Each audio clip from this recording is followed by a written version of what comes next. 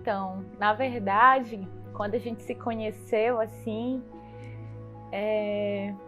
foi uma situação à parte, porque nós estávamos numa viagem, num congresso da igreja, e ele estava lá por uma obrigação do pai dele, vamos dizer assim.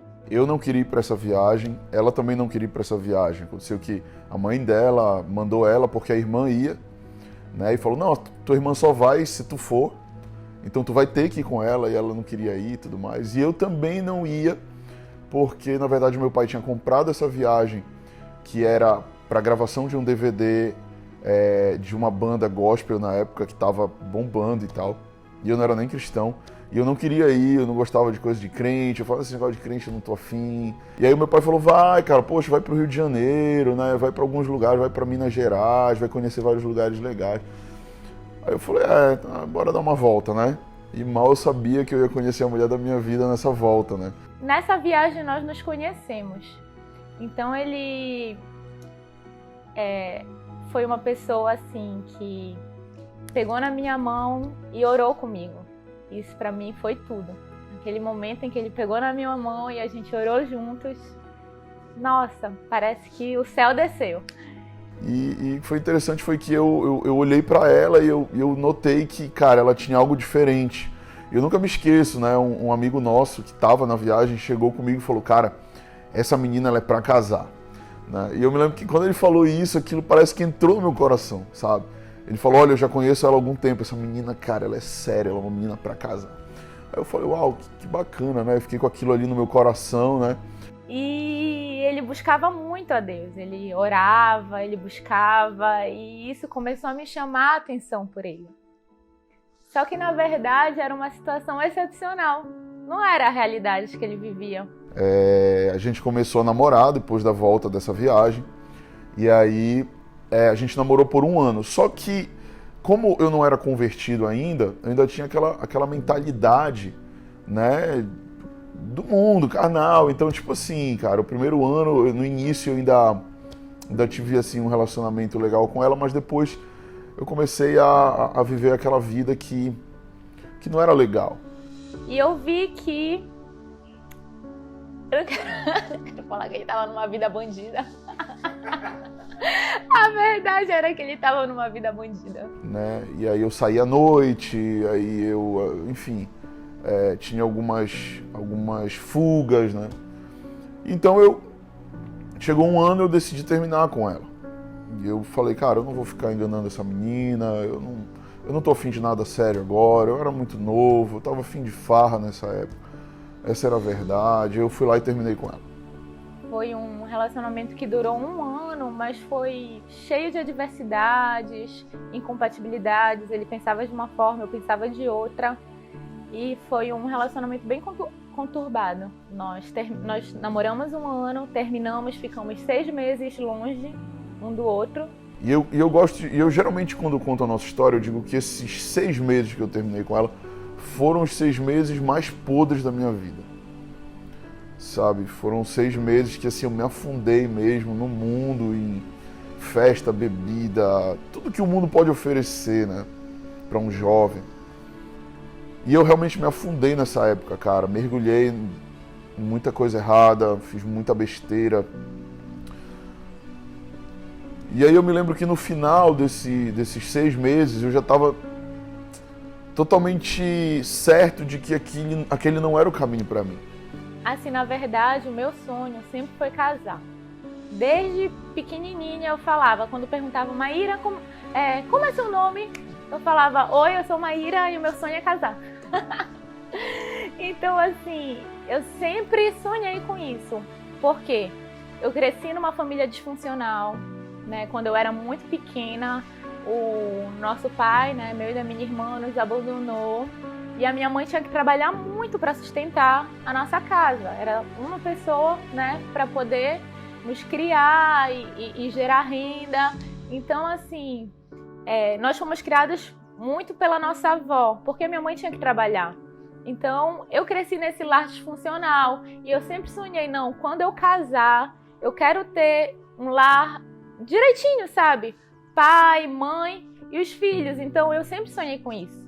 E quando eu buscava um relacionamento, eu sempre buscava, não, aquela pessoa é a pessoa que, né, eu posso casar. Então, quando eu conheci o Vitor, eu abri meu coração para ele. Isso nunca tinha acontecido antes. Então, assim, quando eu vi que o nosso relacionamento estava um relacionamento muito conturbado, aquilo meio que foi como se um sonho tivesse sido acabado na minha vida. Porque eu falei, nossa, eu sonhei com aquela pessoa, eu sonhei em constituir família com ele e de repente desmoronou tudo. Eu lembro que eu estava em Algodoal, foi no final de um feriado, e eu passei esse feriado todo na onda e tal, e chegou no final do feriado, eu liguei pra Maíra, eu falei, olha, a gente precisa conversar, eu tô arrependido, eu preciso ajeitar minha vida, eu preciso corrigir minha vida, sabe, eu sei que esse caminho que eu tô indo é um caminho de morte, eu preciso me ajeitar. E aí eu voltei, a gente conversou, a gente voltou o nosso namoro. E eu comecei uma busca ali, verdadeira, né? Por Jesus e uma busca verdadeira por Deus. E aí foi quando, alguns meses depois, a gente fez uma outra viagem.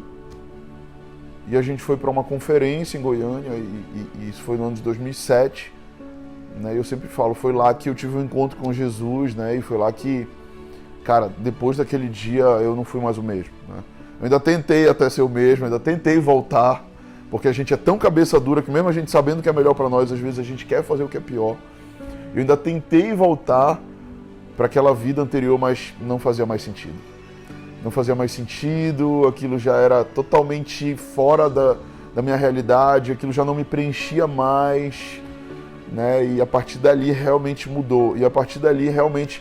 eu posso dizer que o meu relacionamento com a Maíra também mudou. Então, assim, quando Jesus entrou e trouxe luz para ele, porque quando a gente ainda namorava, como ele veio tão bem de uma família disfuncional, então ele não falava, eu quero casar. Pelo contrário, ele falava, eu nunca vou casar. Eu nunca vou casar. Então, se eu casar, vai ser quando eu tiver uns 40 anos. Por quê? Porque ele não queria reproduzir aquilo que ele tinha vivido. E eu entendo isso. E na época... quando ele me falava, eu falava, mas e agora? Como é que vai ser isso? Então, quando Jesus entrou no nosso relacionamento, ele começou a mudar.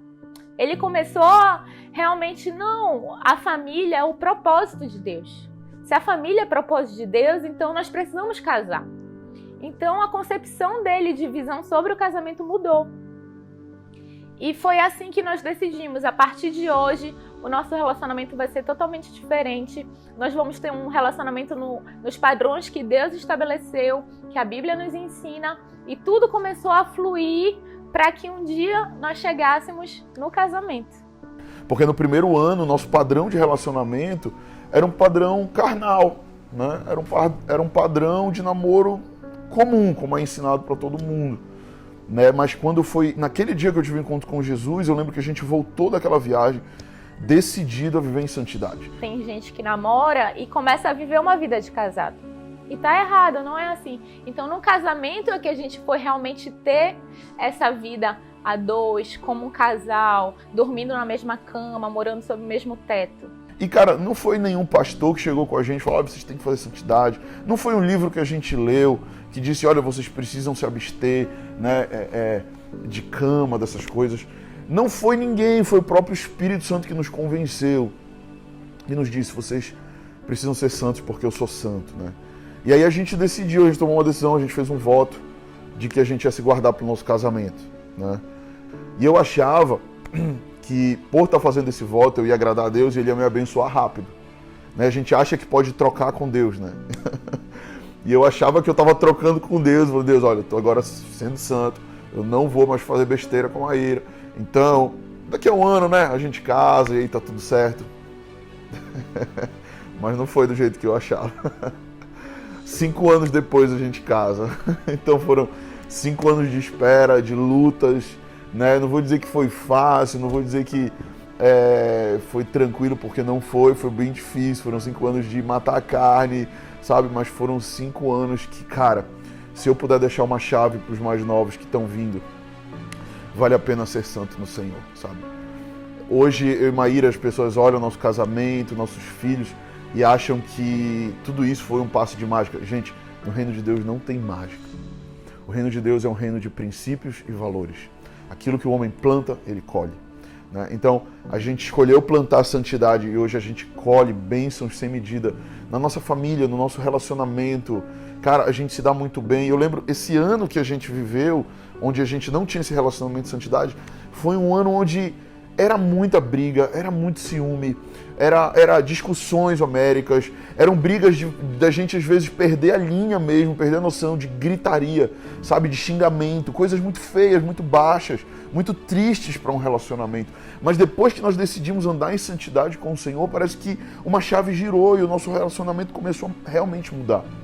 Né? E a carne não imperava mais, mas agora o Espírito imperava no nosso relacionamento. Mas por que o Espírito imperava? Porque a gente deu margem para ele operar, para ele imperar. Né? A gente tomou uma decisão e falou: Espírito Santo, agora você vai conduzir o nosso relacionamento. Até aqui a gente conduziu, não deu certo, a gente terminou com um ano, ficou 6 meses separado, mas aqui em diante a gente quer que você conduza. E quando Jesus entrou realmente no nosso relacionamento, tudo passou a fazer sentido. Foi como se fosse algo mais fácil de lidar.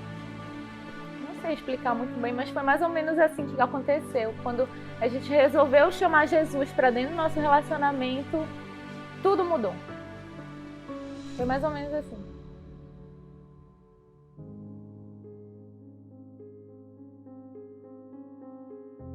Gente, logo que a gente casou, né, as pessoas também na igreja elas criaram uma ideia de que casamento resolve problemas, né? Endeusaram o casamento, né? Tipo assim.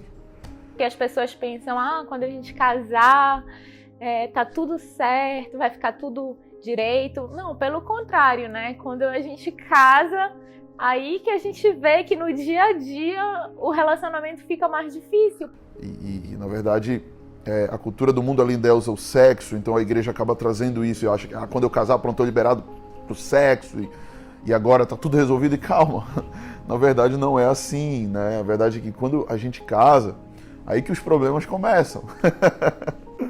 Né? Na verdade, o casamento ele traz muitos desafios, ele traz muitas dificuldades de relacionamento, dificuldades de se entender. São duas criações totalmente diferentes uma da outra.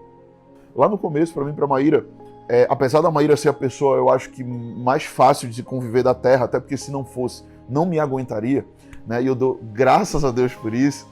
Então, a Maíra ela é uma pessoa muito tranquila de relacionar, muito tranquila mesmo, muito adaptável.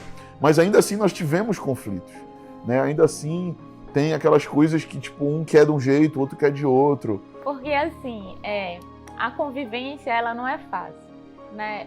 E quando nós não somos tratados internamente de alguns problemas que a gente teve durante ao longo da nossa vida, isso acaba refletindo no relacionamento. Então, assim, tiveram vezes que eu olhava assim, só Jesus pode resolver. Não tem como eu tentar mudar ele. Isso é algo que ele precisa ter uma revelação do Espírito. Algo que a gente sofreu muito durante o nosso casamento era justamente essa questão dele ser muito explosivo. Ele tinha uma raiva que ele não sabia de onde vinha. Era algo que estava dentro dele, ele não sabia explicar. Então era algo que me magoava muito. Eu saía machucada de uma briga, de uma discussão, porque parece que ia, sabe, elevando o nível. Quando a gente via, estava no nível bem ruim.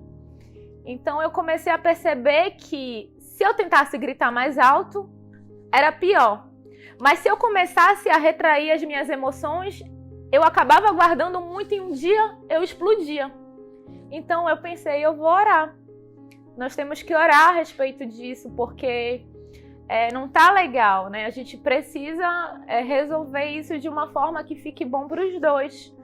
E eu creio que foi uma revelação que ele teve do Espírito Santo, que mostrou para ele da onde vinha essa raiz de raiva que ele tinha, essa raiz que ele explodia. E a partir do dia que ele teve essa revelação foi incrível. Ele se tornou uma pessoa mansa. Hoje o Vitor é uma pessoa assim tranquila. Se tem alguma situação que vai tirar ele do controle, ele tem esse domínio próprio que antes ele não tinha. Mas isso veio com uma revelação do Espírito Santo sobre algo que estava dentro dele, que precisava ainda de luz sobre aquela situação. Mas para mim, a base, a chave, é realmente a conversa, é realmente ter a base do evangelho, porque quando os dois estão em discordância, qual é o centro? O centro é o evangelho. Então, quando os dois estão, eu quero isso, eu quero aquilo, a gente vai, não, peraí, o que Jesus fala sobre isso? Foi algo que nós tivemos que aprender. Nós tivemos que aprender isso no decorrer dos anos. Porque eu tinha muitos problemas de rejeição, de me sentir inferior, de não me sentir capaz, entende? E ele, por outro lado, tinha outros problemas. Ele era muito explosivo, ele era uma pessoa que era muito estressada, tudo irritava. Era impressionante, tudo irritava ele. Então, assim, a gente teve que ir aprendendo um com o outro.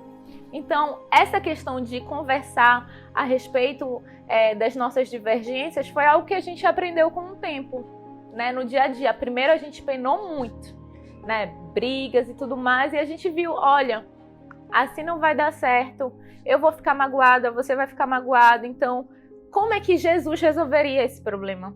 Né? Aí a gente traz a Bíblia para o centro, a gente traz os ensinamentos, o que a gente precisa fazer para ajustar isso, como é que Jesus faria isso? É por isso que eu amo o Evangelho, porque ele é realmente essa luz para nós, ele é esse caminho para nós vivermos, para nós podermos tomar até mesmo as decisões de casal, né? Então, esses conflitos eles foram muito reais.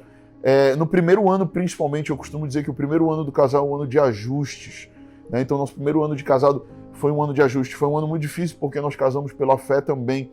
Então a gente não tinha grana, a gente estava muito zerado, a gente casou e foi morar em outra cidade, né? Eu procurando emprego, ainda desempregado, ela ainda recém-formada. Foi um tempo muito difícil na área financeira para nós, mas eu gosto sempre de dizer isso, que também casais que constroem juntos, né? Eles geram uma base sólida, né? E a gente construiu junto. Né? Não foi tipo assim, o Vitor pegou o que ele já tinha, ela pegou o que ela já tinha e juntaram. Não. Casamento não é sociedade, né? Casamento não é sociedade empresarial, né? Casamento é construção. E é por isso que eu gosto de dizer, é bom que case novo, porque constrói junto, né? Às vezes as pessoas elas esperam muito construir algo para depois casar. Eu digo, não, case logo e construa junto, que é melhor, né? Então eu e Maíra, a gente foi construindo isso junto, né? A gente foi construindo a nossa vida, construindo a nossa casa, de pouco em pouco, a cada etapa uma vitória, a cada ano uma celebração, né? E a gente sempre fez questão de cada ano celebrar, né, as pequenas vitórias, os pequenos começos, né? E sempre tivemos essa vontade de celebrar. Mas eu reitero, né? Casamento não é fácil, casamento é necessário, longanimidade, que é ter um ânimo longo ânimo, que é ter paciência e também que é ter domínio próprio, né? E eu acho que o que mais molda o caráter de um homem e de uma mulher é o casamento, né? E o casamento ele é um teste para o cristão, né? Porque o casamento ele nos afia, o casamento ele nos molda, ele nos trata, o nosso podre vem para fora no casamento, né? Porque quando a gente está casado, a gente é quem a gente é, em casa a gente é quem a gente é, na rua a gente até consegue atuar, a gente até consegue ser quem a gente de fato não é, mas em casa ninguém consegue 24 horas atuar, né? Então o nosso podre vem para fora, o nosso ruim vem para fora, e o casamento é o que vai muitas vezes nos moldar e nos tratar para que o nosso caráter se torne como o caráter de Cristo. E eu costumo dizer, cara, sem Jesus eu não acredito em casamento. A verdade é que sem Jesus, cara, casamento é muito punk. Sem Jesus, casamento é muito difícil. Então, Jesus é a rocha, ele é a base para toda a família.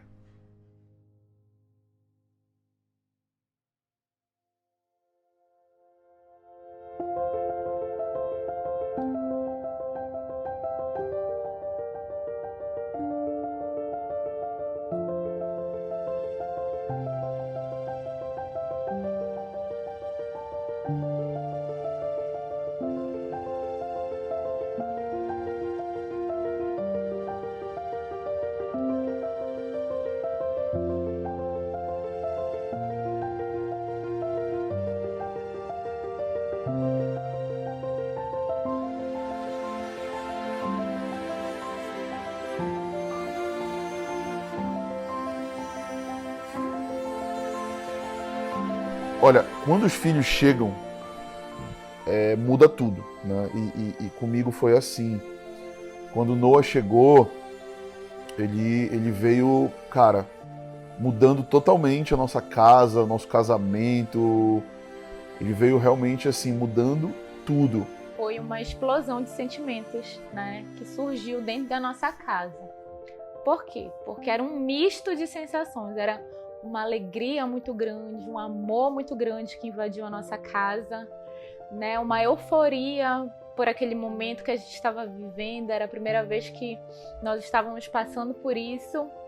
Né? E foi interessante assim, para mim de forma pessoal, porque quando Noah nasceu, Deus me deu uma promessa de que eu ia receber um batismo de amor, um batismo de paternidade.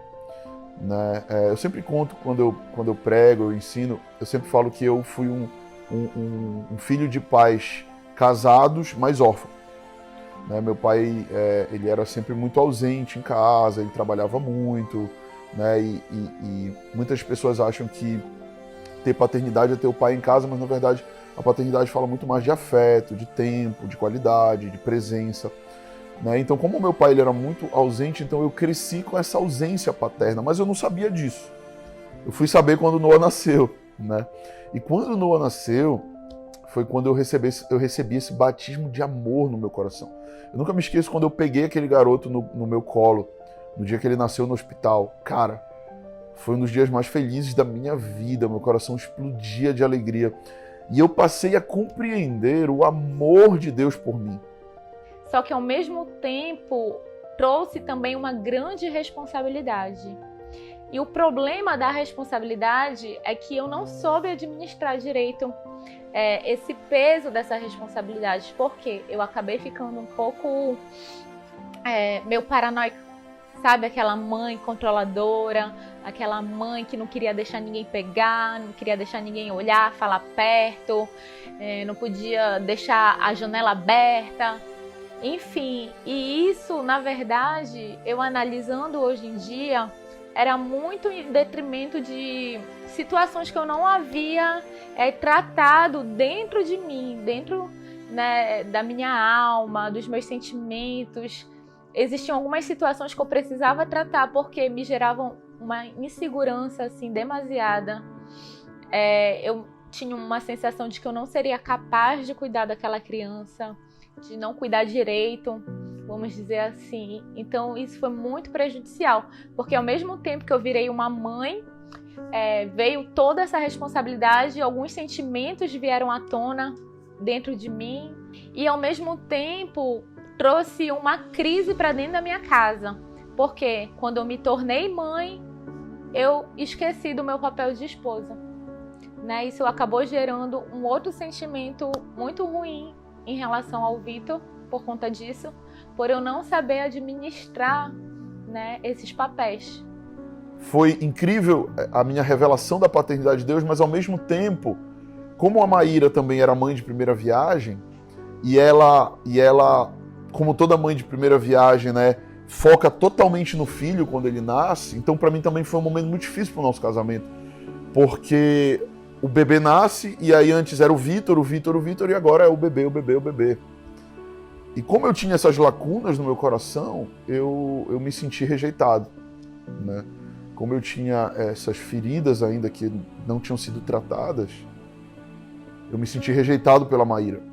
Nós começamos a tratar internamente muitas coisas, que ao mesmo tempo que uma avalanche de sentimentos vieram dentro de mim, isso aconteceu concomitantemente com o Vitor. Então nós tivemos que parar e realmente não, existem áreas da nossa vida que a gente precisa tratar para que a nossa casa venha a ser, né, uma casa de paz, uma casa harmônica. E eu me senti muito abandonado, essa foi a verdade, eu me senti rejeitado e foi o pior tempo do nosso casamento. Foi o tempo mais difícil, porque como resposta eu tentei chamar a atenção de várias formas e claro, quando você está no meio do problema, você não enxerga. Eu não enxergava isso, né? Eu estava no meio e na verdade Deus ele traz à tona muitas vezes algumas coisas para a gente enxergar. Eu não enxergava nada desses problemas que eu estou citando hoje eu enxergo, mas eu lembro que aquela dor ela gerou várias atitudes minhas para chamar a atenção da Maíra. Então eu fiquei extremamente agressivo, eu tratava ela mal, eu fazia um monte de coisa muito ruim, já sendo pastor. Mas eu não entendia por que eu fazia aquilo, mas na verdade eu estava gritando, ei, me nota. Foi muito egoísmo da minha parte. Eu estou sendo muito vulnerável, eu estou falando realmente o que aconteceu. E foi quando Deus começou a falar, olha, você precisa tratar algo aí dentro. Não é porque você já é pastor há alguns anos que você sabe tudo, que você sabe. E foi ali que Deus começou uma obra de cura interior na minha vida.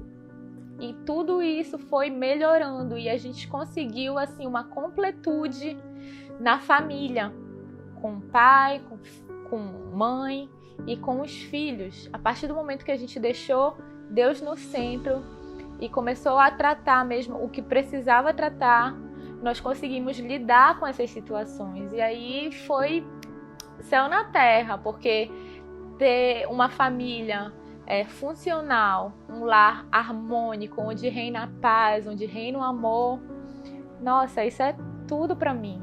Eu creio que Deus ele se manifesta através das famílias. Não é à toa que é Deus Pai, Deus Filho e Deus Espírito Santo. Eu acredito que as nossas dores, elas geram movimento, né? As nossas dores, elas geram uma busca, uma procura. E a partir daquela dor, a partir daquela revelação, eu passei realmente a procurar Deus. O que eu preciso tratar aqui? Onde é que o Senhor precisa mudar aqui? Então, quando nós conseguimos realmente tratar disso, nossa, foi algo assim maravilhoso de se viver. E estamos vivendo, né? O Judá já chegou nesse outro momento, um momento em que nós estávamos mais seguros, no momento em que nós já havíamos, né, tratado algumas feridas que na época do Noah ainda estavam abertas. E foi algo totalmente diferente, assim, a gente pôde ver essa mudança dentro de casa com a chegada do Judá também. Então foi algo assim maravilhoso de se viver.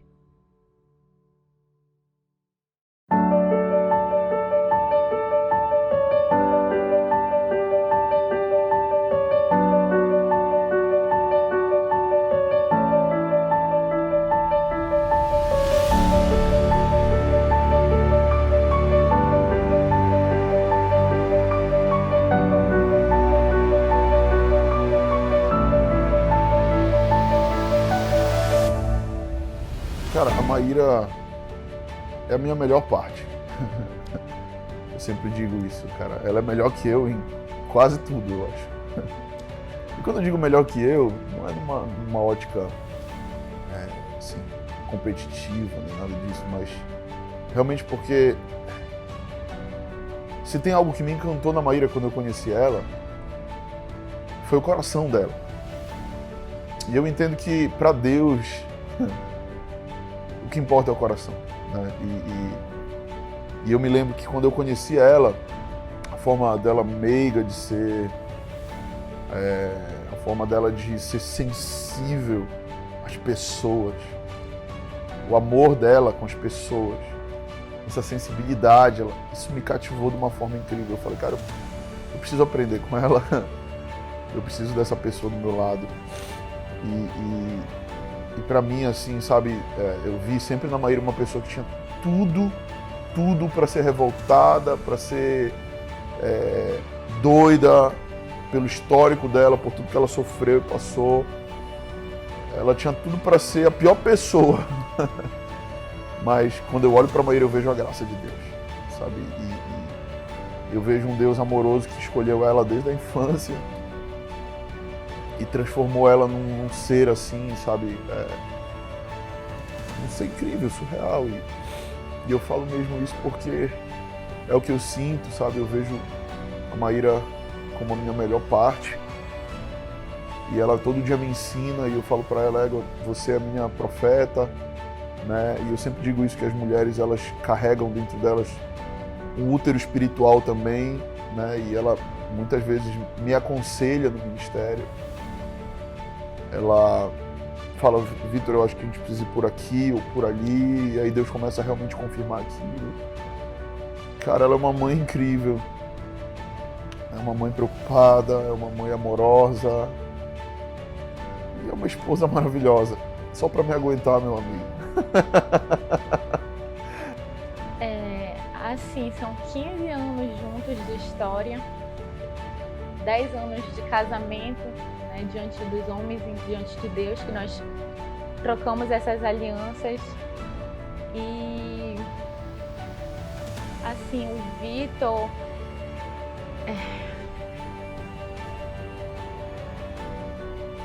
quando eu olho para ele, eu vejo um porto seguro. Essa sensação que eu tenho, ele é um porto seguro para mim. É a pessoa que eu posso confiar, é a pessoa que eu sei que está disposto a cuidar de mim, cuidar da nossa casa, da nossa família. E eu deposito minha confiança assim 100% nele. Então eu olho para ele e eu só consigo ver um porto seguro, sabe? Realmente Deus foi muito bom com a gente. Eu sou muito grato pela vida dela, muito grato. Eu digo isso desde o início do nosso relacionamento, que ela é como uma joia. Isso foi algo que o Espírito Santo me falou lá atrás. A Maíra é como uma joia muito preciosa que eu estou te confiando para você cuidar. E desde o início do nosso casamento eu cuido dela como essa joia muito valiosa, muito valiosa. E eu vou cuidar até o fim.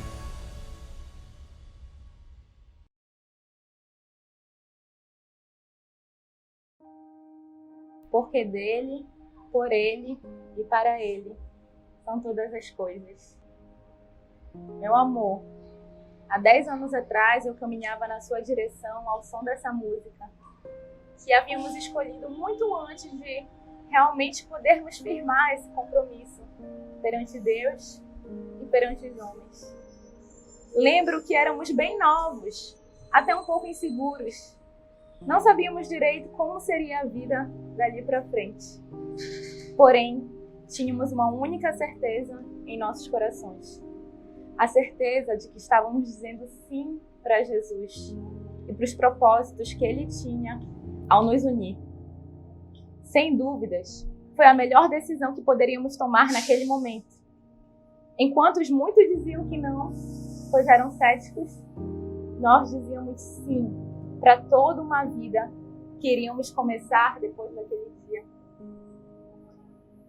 Então 10 anos se passaram. Hoje temos 2 filhos lindos, fruto do nosso amor, uma casa aconchegante, de portas abertas para receber a todos, e um ministério incrível que tem como base a família, o projeto que Deus sonhou para cada pessoa. Baby, que venham mais 10, 20, 30 anos, até a eternidade. Vou continuar dizendo sim para você todos os dias da minha vida. Você é e sempre foi a minha melhor escolha. Eu te amo. Meu amor, Maíra, lembro como se fosse hoje, aquele dia que você apareceu, uma corneta tocou e você veio vestida de branco diante de mim. Éramos tão jovens. Eu tinha apenas 24 anos, você 23. E naquele dia, talvez tenha sido o dia mais feliz da minha vida. Porque naquele dia, para mim, eu estava cheio de esperança. Existia um sentimento no meu coração de fé, de que Deus ia fazer algo através de nós. Hoje eu olho para trás e lembro daquele dia do nosso casamento. Eu sou grato pelos passos de fé que demos, confiando não somente em nós, mas confiando naquilo que Deus poderia fazer na nossa vida. Eu lembro que éramos meninos, imaturos ainda, talvez até um pouco inconsequentes, mas estávamos muito certos da nossa decisão. E agora, depois de 10 anos, eu estou aqui com você para renovar as palavras que eu fiz naquele dia. E hoje eu prometo, mais uma vez, cuidar de você como aquela joia preciosa que o Senhor me disse que você é. Eu prometo te amar, cuidar, te suprir, na saúde, na doença, na riqueza, na pobreza, tendo ou não tendo. Eu prometo até o fim ser fiel a você. A minha única e sempre será esposa. Eu te amo e junto com você quero ter mais filhos. Quero ter filhos naturais, filhos espirituais. Louvo a Deus pelos nossos 2 meninos, Noah e Judá. Que Deus nos abençoe a todos. Te amo muito.